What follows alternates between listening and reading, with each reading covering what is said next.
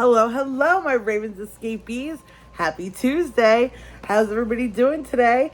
So if you're new here, welcome, welcome, welcome. If you're not, welcome back. I'm Sue, your host, and we talk about things yarn and lots of other stuff on this channel. So I don't have a finish today because I'm still working on this tank top. I can show you where I'm at on this fine Tuesday. Oop, I got a little. Let me cut my little string here. You gotta weave this in already. No, maybe I didn't. Okay, I won't cut that yet. So this, so far, is the tank top. I think it's really pretty.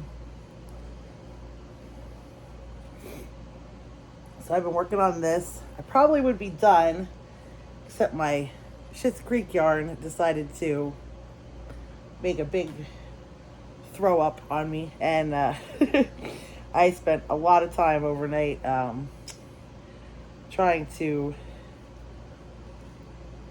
I spent a lot of time trying to untangle it. But that's okay, right? We keep working.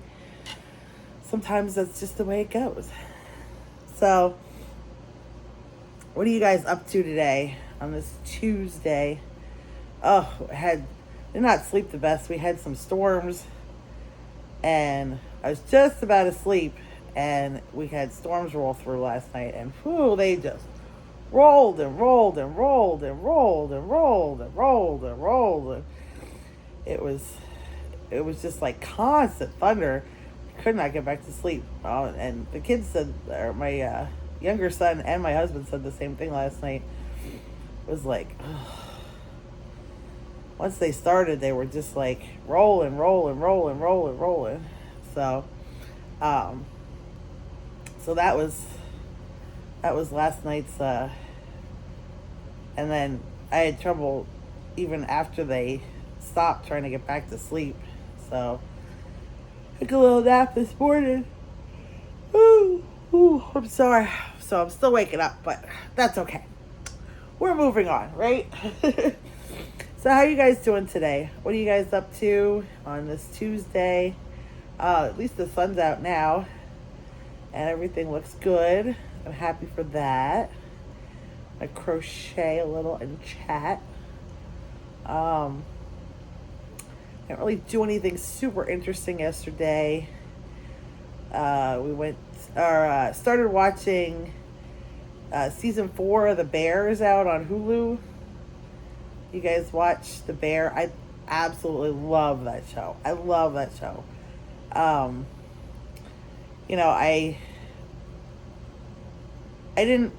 never worked in like a restaurant kitchen. Like I never worked in an actual restaurant. I did work when I was, I think I've told you, when I was 12, I actually started helping my dad.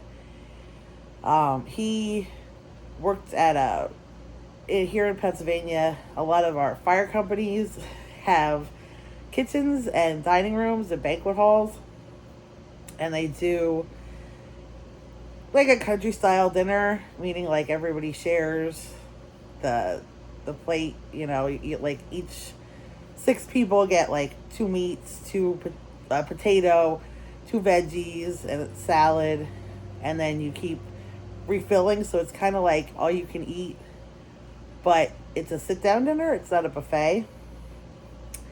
So I started the fire company. My father, he was actually a part-time bartender at this one fire company here locally, and at one point they had the people who were doing the banquets were the ladies auxiliary, which is the ladies group that meets and tries to support the fire company. And they were not good. Let's just put it that way. They did not make very much money. That the food was not great. They weren't handling it well. So they decided somebody needed to take it over, and my dad decided to do it. Him and one of the ladies from the ladies auxiliary, her name was Madeline. Um, he decided to take it over, and Madeline helped him. And the problem was the two of them needed somebody to do the running, because Madeline was a senior citizen at the time, and my dad was always a bigger guy with some mobility issues. So they needed somebody to run around, carry stuff, get stuff, do dishes. I didn't do a lot of the cooking at first, but I was when I was 12, I started helping out when they had banquets. I could, they would dish out the food. I would put it at the window for the waitresses. And so I started working in a commercial kitchen when I was 12 years old. Now, it was very, very part-time. It was not all the time. It was only when they had banquets. And in the very beginning, they did not have a lot of banquets. Now, I did work there until I was 30, I don't know, 34, 33. Whenever I was pregnant with my older son, I had some issues with smelling food, and it caused me severe issues that I had to, I don't know what that noise was, stop, and I never went back. But at that point, I was actually waitressing anyway. That's a whole story for another time. But, and then my first real job, like first official job, because there I worked, wasn't officially working there, was I worked at a nursing home. Well, I shouldn't call it that. It wasn't really a nursing home. It was an apartment situation. These people paid good money to live in these apartments, but it was a assisted living kind of situation where they paid really good money to live in these apartments, and they had people there to, like, if they needed help, they could get help, but they lived on their own for the most part. But they had like services there, like you could have a nurse come in and do things. They had their own like hairdresser and activities and all sorts of stuff. And then, like I said, it was not a cheap place to live. It was there. They had other places at the same facility that were a lot cheaper. But the place I worked at was called the Terrace. And we had a part of what they got with their exorbitant rent was they had a sit-down dinner every night. And we ran it like a nice restaurant. So basically, like, we wore these nice dresses, like black dresses with the white collars, and you had to serve everybody from the left, clear from the right, and pour things certain ways, address people certain ways. It was very fancy. So I started working there when I was 15, and I was still working, of course, at the fire company. So I worked both places, and so that was my second sort of, that was my first like big real commercially kitchen job, which I wasn't actually cooking there. I was waitressing. And I have a million funny stories from there. If you guys ever want to hear them, I can tell you so many fun stories from working there. It was definitely a education. Let's put it that way. It was an education at 15. It was a big time. And so then I worked there until throughout high school, and then once I graduated, I actually got a job at an actual nursing home, at a big nursing home facility that housed over 700 people. And that was not like the Phoebe place. It was an actual nursing home, a county-run nursing home, where everybody was, in there, stayed there, didn't leave. and we had over 700 people that were residents there. And then we also fed Meals on Wheels, which is, if you're not aware of it, is a program for disabled or seniors that they can get that are still at home. They can get meals delivered to the house so that they can stay independent, but they maybe don't have a way to cook so much anymore, or they're not able to really go grocery shopping a lot. So Meals on Wheels would provide them with a Monday through Friday with a well, at least what we did, and I don't know if this is across the board, but for the 500 or so people that we served, we would give them a cold meal and a hot meal. So they got like a bag lunch kind of situation with a sandwich. Every day it was some sort of a sandwich, and then they got like chips, and sometimes it was like yogurt, a piece of fruit every day in there. And then they also got a hot lunch or a hot meal that we would pack up for them in a sort of like what you got in school, like those metal containers with the lids. So we had those. We used to serve like 500 people that.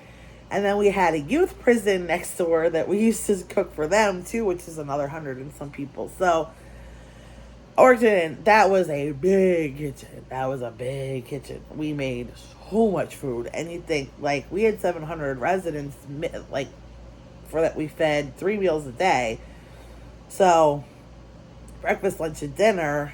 And of course they all had like, everybody had special dietary needs and things like that. So we had to make all kinds of food. But that was the big commercial kitchen I worked in that we made astronomical amounts of food there. It was absolutely ridiculous.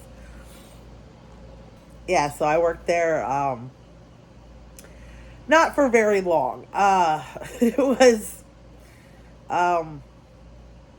was interesting working there, to say the least, and they had a terrible turnover rate.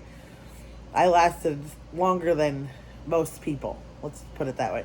Let's put it this way. I started over the summer,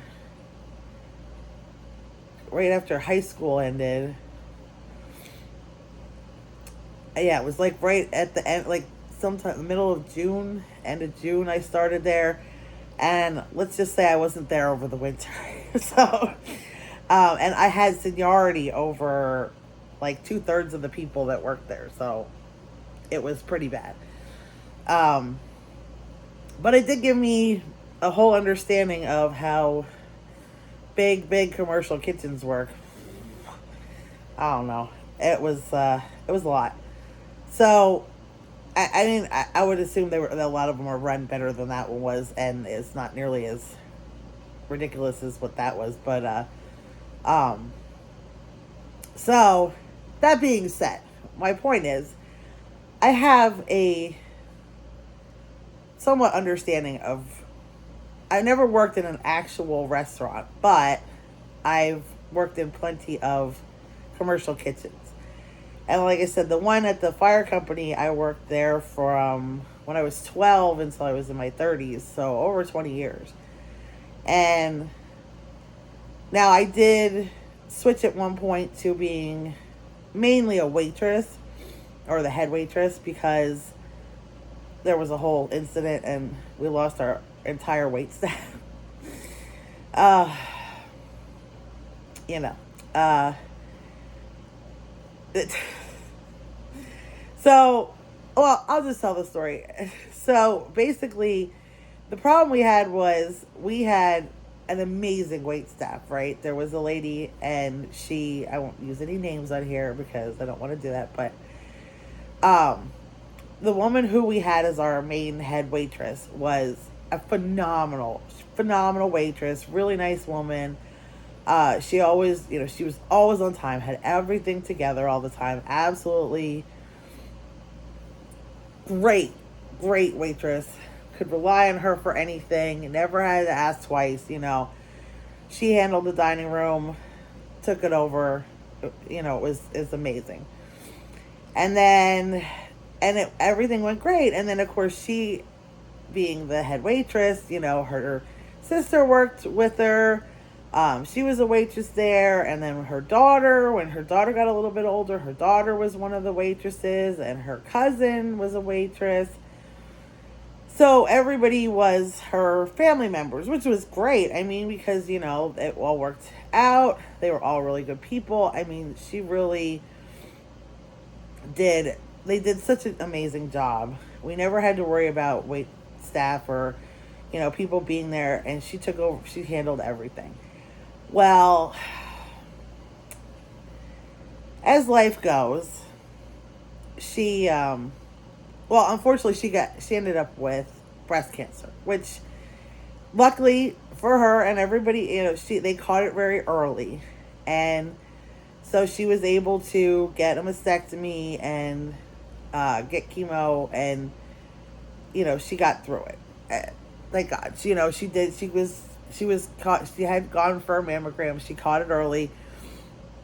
Everything went fine. The problem was, while she was on chemo, she was pretty sick. This was, now, I mean, things have changed so much since then. We're talking again, like, well over 30 years ago. So the way chemo treatments and things were, it was a lot different than it is now. A lot different. And even though she did okay, she lost all her hair. There was no way around it back then. They didn't know. There was not nearly the different kinds of chemo they have now. So she lost all her hair. And of course, she went through a really rough time with the chemo. She was weak, and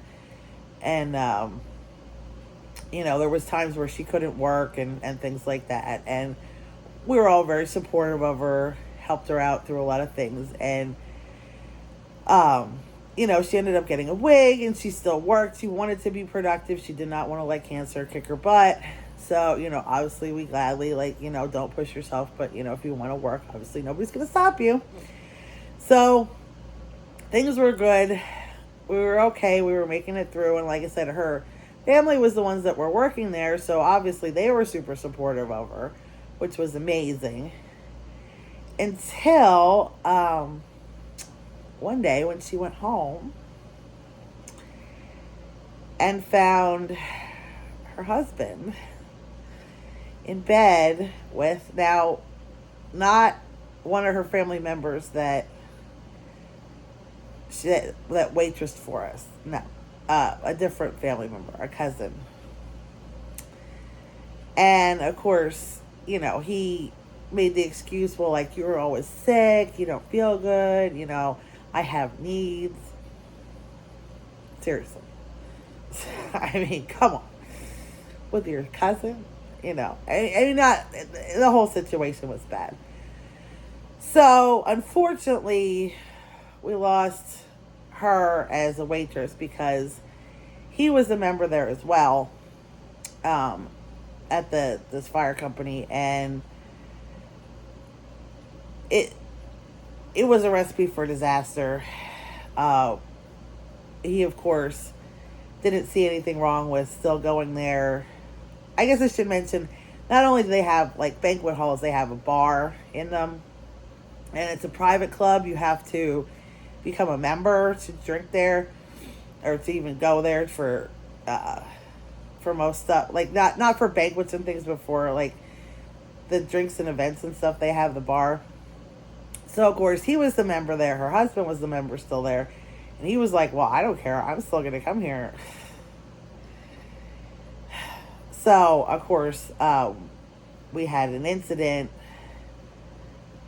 where we were doing a banquet. While we were doing the banquet, he showed up with her cousin. And, of course, when we went to go take the garbage out after the banquet, we start walking through, and she, of course, saw him with her cousin, and it wasn't good. It wasn't good. And so that's when we lost our waitress. And of course, the problem is she was our main waitress, so, you know, um, yeah. So all of her family, of course, left too, and we were stuck. So then we ended up, there was a lady who was a former diner waitress. Now she was there all the time. So she applied for the position, and we hired her. And really nice lady in her 80s. Uh, I mean, obviously, we didn't, she was in her 80s. We were like, are you sure? And she's like, oh, no, no. She just couldn't work full time anymore, but she wanted to do part time. She still was waitressing right before she came to us. So we hired her. And then, of course, she had a few family members that were wanting to help out and stuff like that. So we had, because sometimes we needed multiple waitresses. So we got Hilda, was her name, and she started being our waitress, which was great. She was really good. She was fast. She was, obviously maybe not quite as fast as what we were used to, but she did her job. She was really good with people. Obviously, she was like I said, she was like a diner or a restaurant waitress for her whole life. So she knew how to deal with people. She knew how to talk to people. She knew how to get people to talk to her. People were happy. She was not the fastest, but people were happy. And then, unfortunately, after she did it for a few years, she started to go back mentally. I mean, at first we tried to ignore it and deal with it. Like, she would forget what she was doing in the middle of service. And, so we would just, like, help out and no big deal. But then it started to becoming, she forgot to come in sometimes, which, okay. We'd have to call her and then she'd come. But then, like, she wouldn't remember what she was supposed to be doing. She left a couple times in the middle of service, just got her purse and walked out. It was one of those, like, we didn't really want to have to do anything, but, there's only so much. We can't have that. And despite the fact that it was kind of dangerous for her, like, she's driving like this, like, she doesn't know where she, like, literally, like, she would just, the one time in the middle of service, she was waitressing, and she comes in the kitchen, and she's like, I need my purse, and we're like, okay, do you know where my purse is? I'm like, yeah, we always kept it in this cabinet. We all kept all our purses in this one cabinet, and, I gave her the purse, and she walks out, she's like, okay, I gotta go, I have an appointment. I'm like, where are you? Oh. And she left. And, we were getting concerned about her. Like, should she even be driving? What if she forgets where she's going while she's driving? And so, unfortunately, we had to let her go. And at that point, we were sort of between a rock and a hard place because we didn't have anybody to replace her. And we were in the middle of banquet season. So I had to... Well, I shouldn't say I had to, but, I, of course, have been working there for quite some time at this point, and I took a ton of pride in where we had brought the club from. Like, when we took over doing banquets, there was only, I think we had like 4 or 5 a year, and between the food and the service and everything like that, when we revamped everything, people loved it. And now it took time, don't get me wrong, it was not the first year or the 5th year, but over time we really got people really liked our, they actually started coming for all sorts of things, even like weddings, and not the wedding itself, but for the receptions. And we were doing, corporate things, and we had a lot. I mean, for the fact that all of us worked part-time doing it, and all of us had full-time jobs on top of working there, we were doing 120 to 200 and some banquets a year, which was a lot. I mean, it's not doing the cooking part of a banquet is mostly an all-day affair. So we were at the point where we were doing a ton of banquets, and now we had gotten this reputation, and then we don't have a freaking waitress.